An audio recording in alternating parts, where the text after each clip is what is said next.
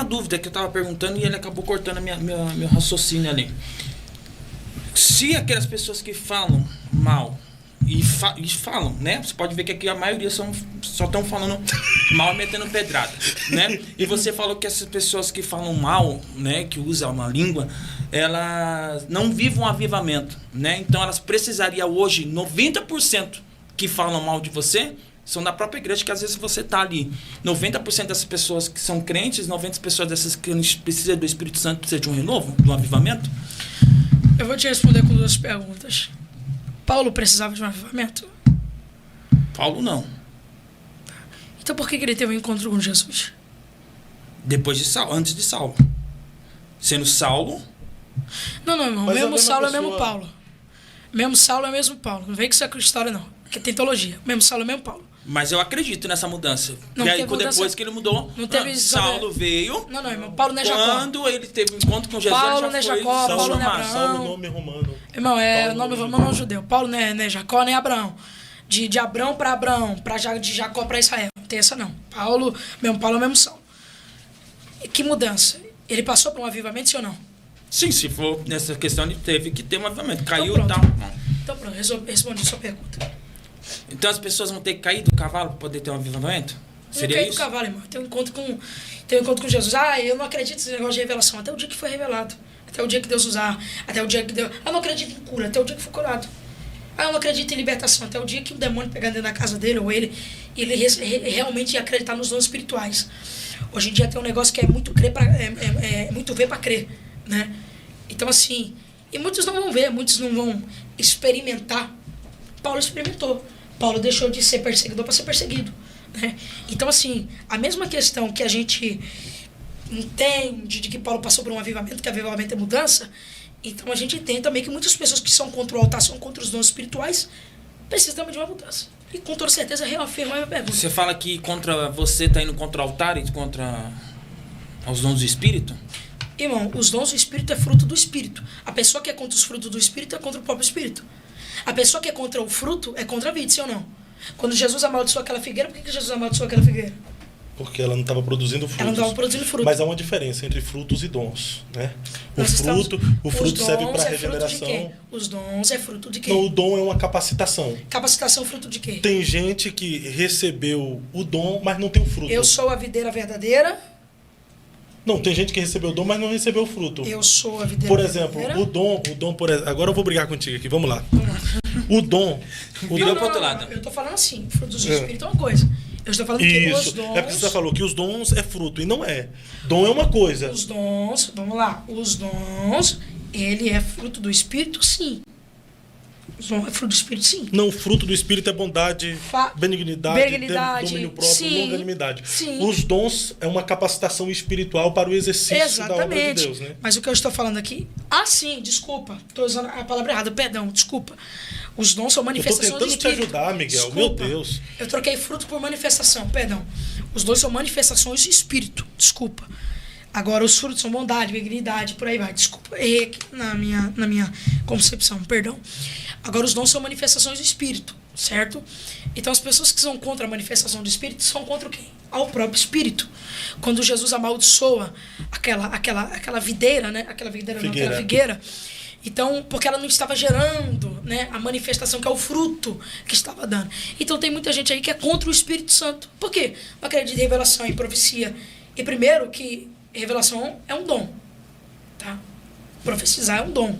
Vamos para a Bíblia? Vamos para a Bíblia? A Bíblia fala de dons de profecias, né? Dom de profecia. Dons, no plural, né? Coríntios 12. Isso quer dizer que no dom de profecia existem variações de dons dentro da profecia. Que nós entendemos que dentro dos dons de profecia está o dom de revelação. Não é mencionado dom de revelação, mas sim o de profecia. E até foi dito aqui na terça-feira sobre que é o principal dom, é o dom de profecia. Sim, o dom de profecia. O dom da revelação é maior do que o dom da cura? Na verdade, todos partem do mesmo espírito. Não tem como mencionar que um é maior que o outro, sendo que... Existe um texto bíblico que fala que principal dom que nós devemos buscar é o dom de profecia. É o de profecia. Porque havendo profecia, o povo não se corrompe, não é? Exato. E por que hoje o povo está tão se corrompendo e tão embravecido com isso? Porque o povo quer se corromper. Esse dinheiro é engraçado demais. Isso é muito engraçado. Não, aí é que tá. Por que o povo... Já que não é para se corromper, então por que o povo não está acreditando mais em profecia? Porque o povo não quer acreditar. Por causa do ceticismo, da incredulidade, né? Isso aconteceu... Ou não, porque muitas pessoas estão brincando? Isso não está acontecendo só agora, não. Teve uma época que, devido ao muito conhecimento, a muita informação, as pessoas deixaram de acreditar nos dons do Espírito. Eu não vou lembrar certinho a época, mas teve uma época que os dons do Espírito entraram totalmente em descrédito. Não só na história da igreja, mas também dentro de uma visão bíblica. Você lembra quando Deus foi chamar Samuel? Um dos textos logo ali em Samuel, capítulo 3, no chamado, está dizendo assim: e naqueles dias a palavra do Senhor era de muita valia, e não havia visão manifesta. Ou seja, a palavra, a profecia ali se referindo, era de muita valia. Põe para mim aí na tela. Põe para mim aí na tela. 1 Coríntios 14, versículo de número 1. E não havia muita visão manifesta. E aí até os sacerdotes, como Ofni e Finés, estavam corrompidos. Por conta do quê? Pela falta de profecia e pela falta do sobrenatural através de visões manifestas. Então seria perigoso para a igreja, então? É perigoso. Segue o amor. E procurai com zelo os dons espirituais, mas principalmente o dom de profetizar. Porque o que fala em línguas desconhecidas não fala aos homens. Desculpa, tá? Senão a Deus. Porque ninguém o entende. E em espírito fala mistérios. Mas o que profetiza fala aos homens, para a edificação, exortação e consolação. O que fala em línguas desconhecidas edifica a si mesmo. Ei, eu tô falando off the king, é para mim, não é para você não. Mas o que profetiza edifica quem? Por que grava vídeo do povo revelando? Por que chama a pessoa à frente? Porque a profecia edifica quem? Quem que edifica a profecia? A igreja. É a igreja que edifica. E eu quero que todos vós faleis em línguas. Eu quero que todos sejam cheios do Espírito e tenham a manifestação das línguas estranhas. Mas muito mais que profetizem. Eu quero muito mais profeta que fala. Muito mais profeta que profetiza. Porque quem profetiza é maior do que fala em línguas. A não ser que também interprete para que a igreja receba a edificação. E agora, irmãos, se eu vos ter convosco falando em línguas, que vos aproveitaria, se não vos falasse por meio da revelação, ou da ciência, ou da profecia, ou da doutrina, da mesma sorte, se as coisas inanimadas que fazem som, seja flauta, seja citara, não formarem sons distintos, como se conhecerá o que se toca como a flauta ou como a cítara. Presta atenção. Mais do que falar em línguas é profetizar. Por que chama fulano na frente? Por que pede pro fulano ficar de pé? Por que ligaram? Porque é a edificação de quem? De quem, Fábio? Da igreja, do corpo. Então, mas bom falar em língua estranha. É bom, não é bom? É ótimo. Mas se tiver profecia, edifica a igreja. Ô Miguelzinho, mas vamos lá. Geralmente aqui, nos textos bíblicos, vai falar que a profecia edifica o corpo. Esse edificar o corpo, edificar a igreja, não seria então a profecia que está sendo direcionada individualmente para um indivíduo? Essa profecia não deveria ser para o coletivo, para a igreja ser edificada? Não entendi, reforme mais. Vamos lá.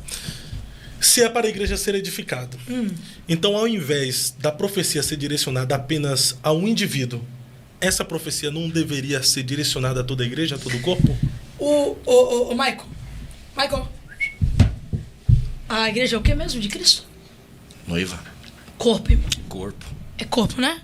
É corpo. Corpo. Bem, fio. É corpo. Igreja de Cristo. É, né? Aí você perguntou que a profecia é para um, por que não pode ser para todos? Faz assim com a mão. Se eu bater aqui, você sente? Sinto. O corpo inteiro? Não. Não, irmão. Se você tá sentindo, você tá sentindo, né, irmão? Não, eu tô sentindo no dedo. Você falou o corpo Tá bom, no inteiro? dedo. Muito bem. Tá sentindo aqui. Isso. E aqui? Aqui eu tô sentindo... Aqui, No braço, certo? No braço. Isso. E aqui? Costas. Ah, muito bem. E se eu tocar aqui? Pescoço. Mas se eu falar com vocês, estão ouvindo? Tô ouvindo. Tô muito bem.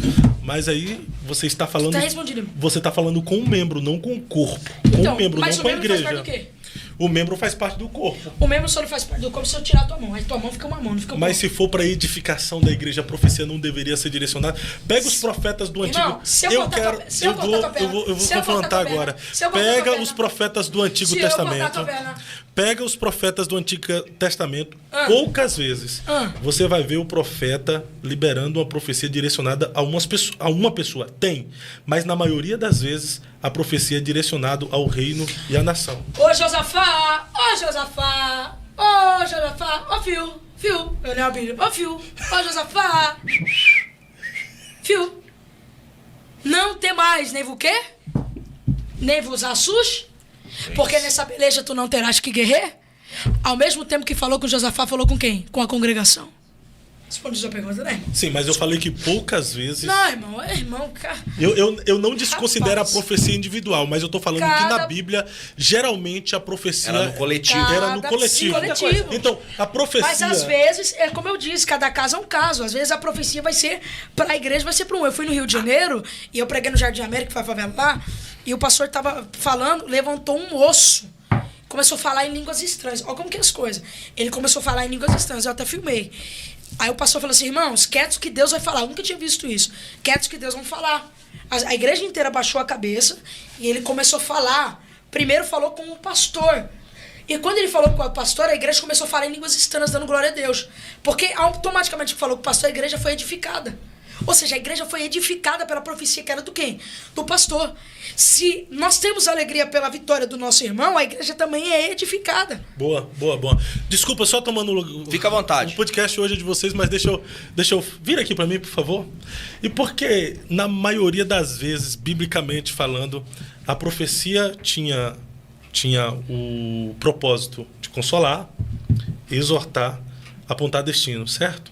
Porque hoje, na maioria das profecias, para um membro individualmente do corpo, essa profecia é só de bênção, de vitória. Então, aí tem que pegar quem fala da profecia, porque eu respondo por mim, como eu disse ontem.